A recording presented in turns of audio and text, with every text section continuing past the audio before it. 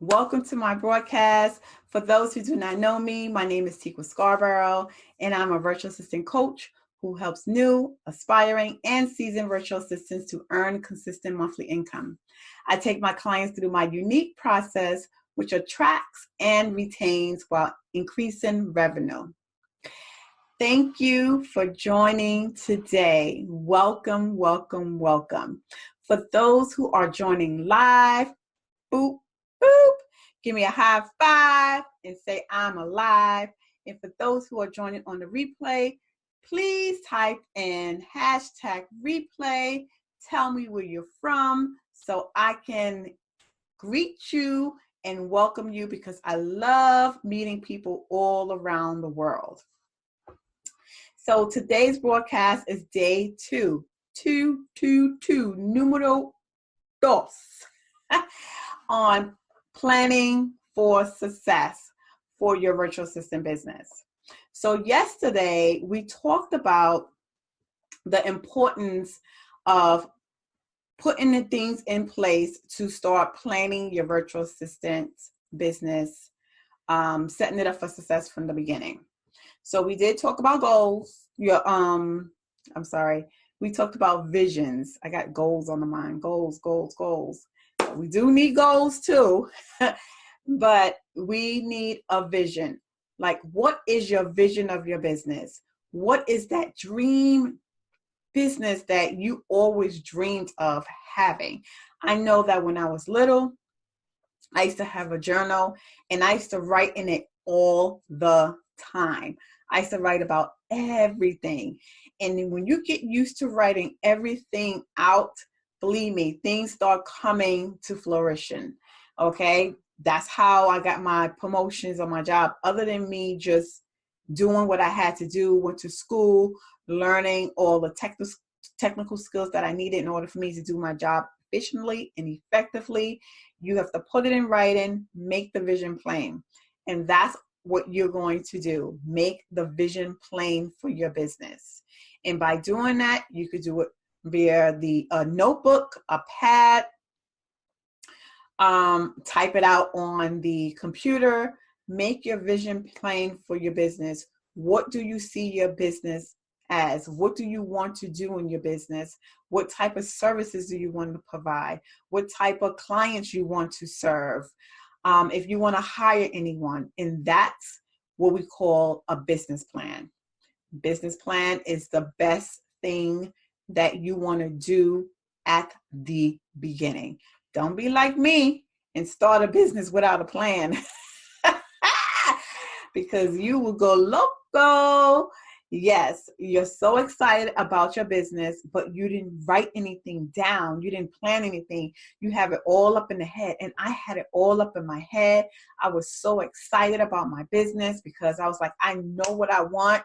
I know what type of clients I want. I want to serve everybody. Nope, that's not happening. No, it's not going to happen.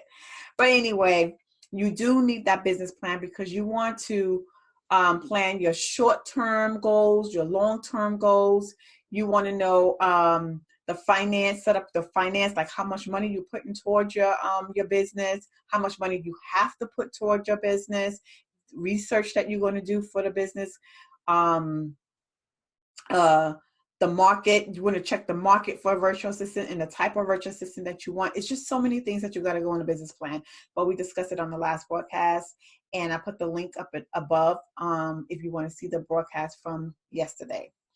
So we talked about the vision. We talked about the business plan. We also talked about I think niching down on your services. You want to provide one service that you are an expert at in order for you to land your ideal client. You don't want to give your clients 15, 16 different plates of dessert on a platter and they don't know what to choose from. And then they're getting confused and stressed out. We do not want to do that to our clients. We do not want to confuse them. We don't want to stress them out more than they are. This is the reason why they come to us, because they stress and confuse and they need us. They need us to provide and and be their stress reliever and also be their problem solver. That's our job. We also talk about the tools that we need in order, the tools that we need in our business as well. You know, when you first start, or any business that you start, if you're working virtually, you need a computer, you need a phone, you need that project management tool or software. You need to have your financials in order, whether it's your personal and business. You want to separate your personal from your business, and you want to use tools like QuickBooks or PayPal for payments. You definitely want to use QuickBooks, and you want to use the free version because you're just starting out in your virtual assistant business. Now, I highly advise that you use any free tool that's out there when you're starting out, because remember, you don't have the revenue, you don't have profits, you don't have anything right now. You're using your own hard working salary or borrowed money from somebody, and you want to use that money wisely. So right now, just use the free tools because you don't have any clients right now. So why pay for services when you can't even get that money back? Take advantage of the free tools. So we want to talk about, so now that I summed up what we talked about yesterday, just in case people popped on, I want to introduce myself again. For those who do not know me, my name is Teekwa Scarborough. I am a virtual assistant coach. I help new, aspiring, and seasoned virtual assistants to earn consistent monthly income. I take my clients through my unique process, which attracts and retains while increasing revenue. All right, so let's get back into the content now. So let's talk about what is very important that I did not mention yesterday. And what I did not mention is that you need a high-speed internet, okay? It's very important for you to have a high-speed internet working as a virtual assistant,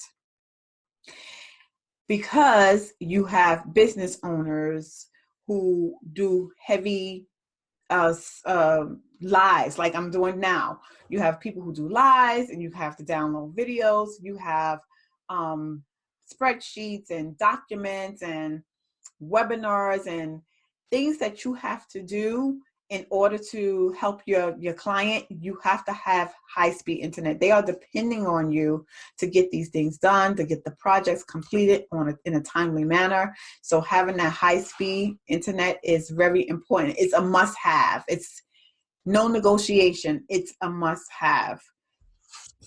So now we're going to talk about a few other things. And the reason why I keep talking about this, because I find that a lot of virtual assistants still struggle with their ideal client. And think of your ideal client as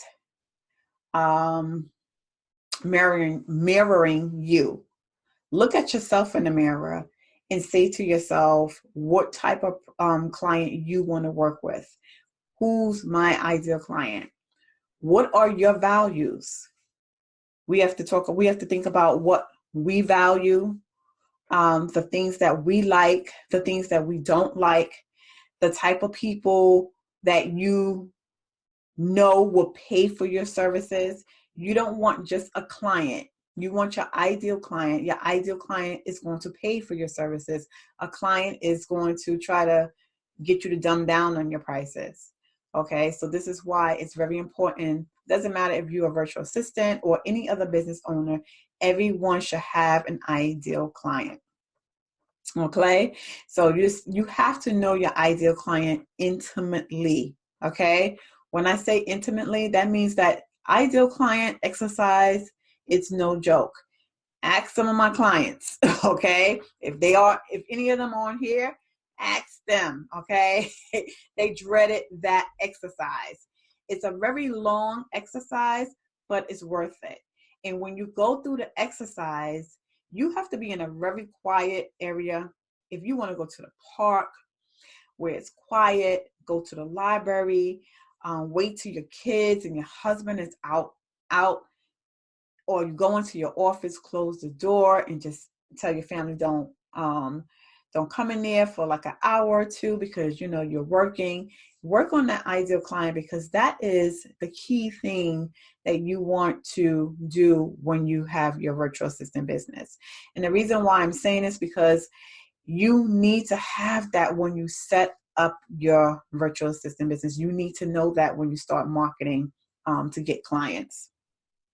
So now we're going to talk about pricing, and the things that these topics that I'm choosing is because these are some of the things we struggle with. We struggle with our ideal client. We struggle with the pricing. We don't know what to price our packages for. Think about what you're worth. I know that I am a type of person that I like quality stuff. Okay. If I like something, and if it's $200 and I really like it and it's quality, I'm going to pay the $200. Okay. I'm not going to get anything less because this is what I like. Okay.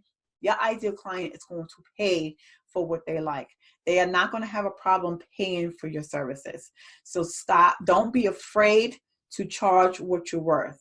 If you say that your services are $600 a month for your package, keep it at $600 a month, not $550, not $500, not $530, $600 a month. Okay. Stick to your prices, because when you are confident, and when each client you tell,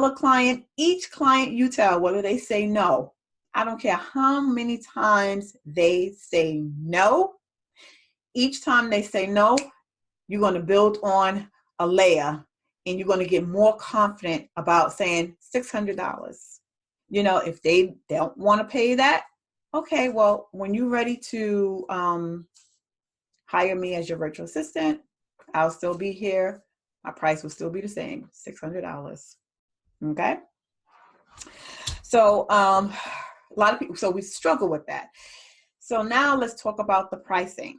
You need to line up all your skill sets, get a piece of a pad and a paper, write down everything that you know how to do. And then once you write down all the skill sets, just make a whole list of it, the things that you can do, and then start bucketing them.